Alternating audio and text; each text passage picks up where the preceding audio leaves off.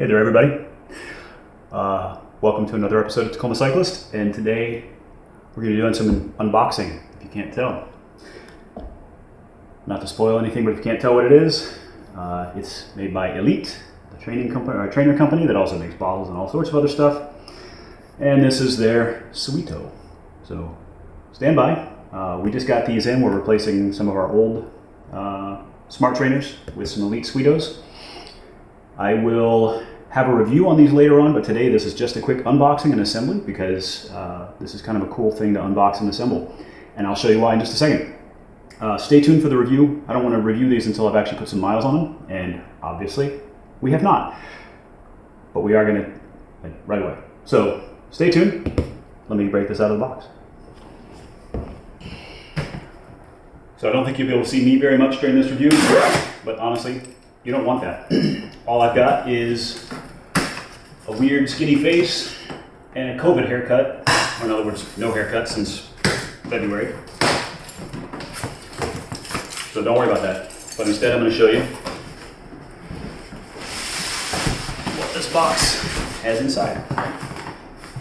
That's what you're here for. You're not here for me. Of course, the worst part about these is always getting the inside box out of the outside box. So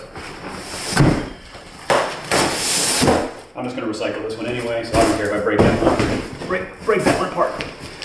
Now this one though. This one I got to be a little careful with. I'll hold on to the box a few weeks. One thing I can tell you, I've dealt with Elite before, on many occasions actually. Before smart trainers existed, I had one of their fluid trainers. It was cool. Had a minor problem with it, and they instantly took care of it. I've also got a bottle that sits in my bottle case there that holds tools, and the lid popped off of it. Really, it was my fault. I mean, I suppose I didn't screw it down all the way. And I reached out to Elite and said, hey, I've got this thing, the lid popped off. I'm happy to pay for a new one. They said, don't worry about it. And 2 days later, there was a new one sitting on my doorstep, shipped directly from Italy. So when it comes to customer service, I'm a huge fan of Elite. I think they're some of the best in the business. Okay, first things first. I haven't actually opened these boxes. This is new to me as it is to you. So recycle, wheel chock. I already have a wheel chock from Amazon/China. But what I'm going to do is once I get the bike mounted on the trainer, I will check and see the levelness and see if that actually is better or worse than the one I already have. Power adapter. One thing I do know is that from having read some reviews and watched some reviews and DC Rainmaker stuff, this is a long power cord. And I can see it's a long power cord, which is nice because I just want to plug this into the wall and then drape this up through the trainer mat so I don't have a lot of excess cables. This is just the adapters for US, UK, and Europe. All right, styrofoam. Unfortunately, I cannot recycle that. So I'll have to see if there's something else I can do to maybe upcycle it somehow. All right, you guys ready? Are you sure? There you go. In all fairness, there's a few other things like a skewer, in case you need it. This does accommodate through axle as well as quick release. So the quick release and through axle adapter stuff is here. It also has some spacers in here, so if you need to rock an 8-speed, and 9-speed, 10-speed cassette, you can. But one of the things that I really liked about this particular trainer and why I chose it, only one of the reasons I chose it. I actually have a lot of very specific reasons why I chose this trainer, which I'll share in my review. But one of the ones that I liked about it is it comes with a cassette. And really for the price, nobody else is offering a cassette at this price. I will tell you that the Boogeyman and I both have used Wahoo kickers. They came with a cassette, but they're also almost twice the price as this. And Boogeyman has a kicker core, which of course did not come with a cassette. Okay, now how do we open up these legs? That is one of the nice things about this trainer also. Sometimes you gotta be smarter when you're trying to operate. One of the nice things about this trainer is it comes completely and totally assembled in the box. Pull it out.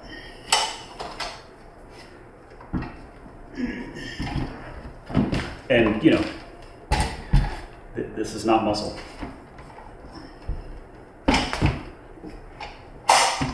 And voila, you're done. Throw your bike on there. It's ready to go. No assembly required. And I will say, even though this has a lighter weight flywheel than some of the competitors, this is still a very heavy, solid unit. This is, you know, this is metal. That's solid metal here. Yeah, I mean, if I pull it backwards, I can rock it. But if I go side to side, the thing's not moving. So very solid. The only piece of plastic I see is right here, and then some of the attachments, you know, some of this hardware. And even that is plastic, but it's very, very heavy duty. So overall, first impressions, unboxing. Looks like a pretty freaking solid unit. Next thing I'm going to do is I'm going to get it set up, start riding on it, and I'm going to do a race on it tonight on Zwift.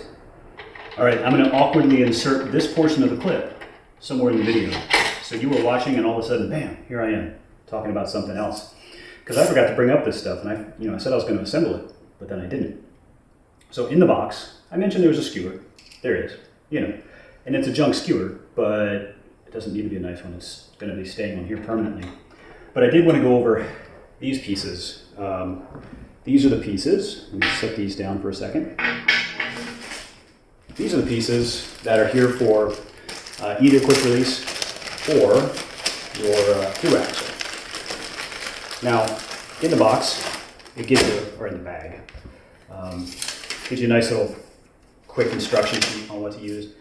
I will say the one challenging thing is you really got to pay attention to, like, well, what piece is that? What piece is this? Just take a little bit of time to figure it out. These are your through axle pieces. This one's threaded. This one is not. But you can see that what is the outer portion is always going to be that beveled portion. So if you have through axles, these are your pieces.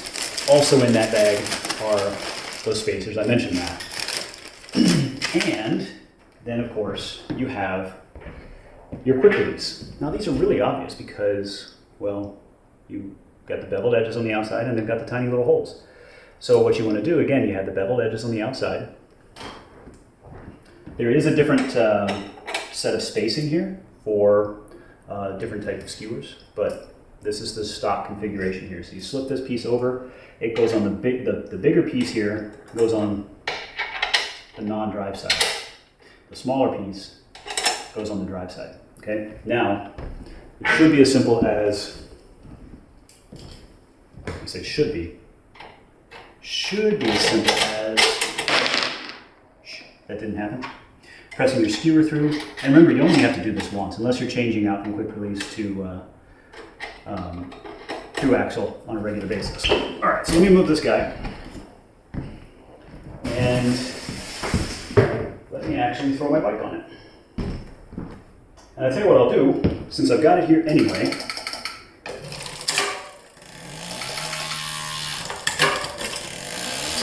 I'll tell you just how level the trainer is versus that trainer block.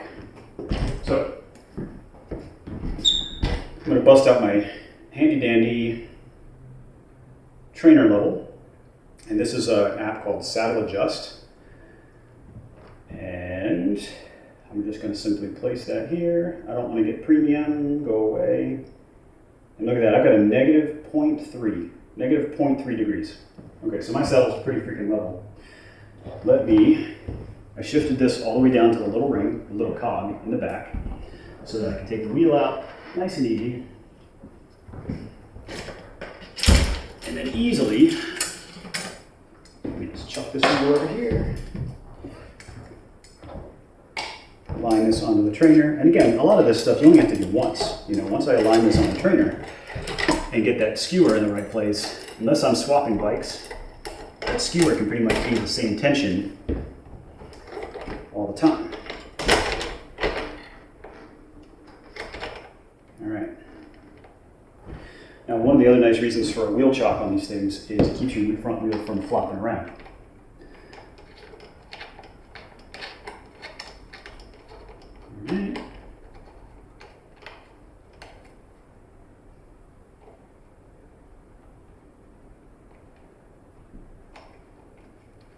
And because it's got that spacer in there, that's correct, okay.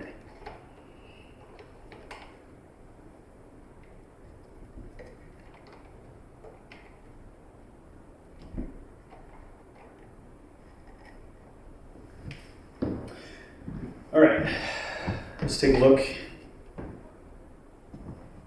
Pan flat on the ground. It's actually a little up now, a little bit less than a degree up.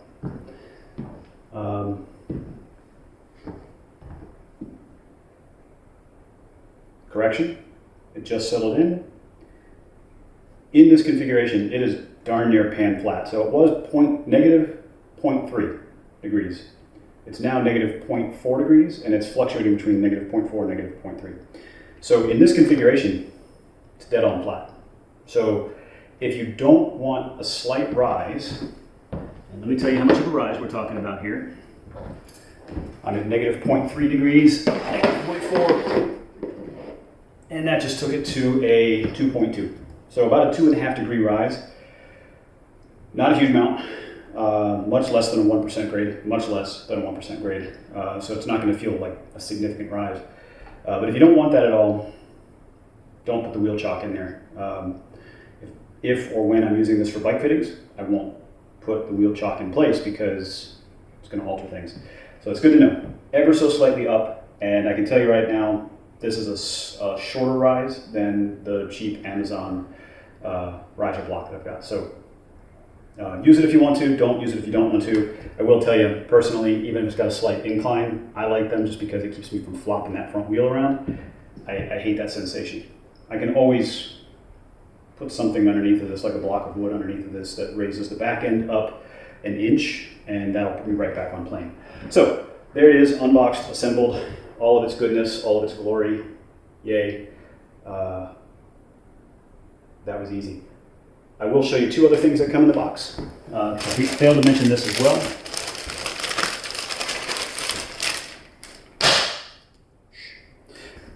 One month of free membership on Zwift. Now I don't know if this will allow me to give myself a 1 month credit, because I already paid for Zwift, right? I mean, I'm already Zwifting, who isn't?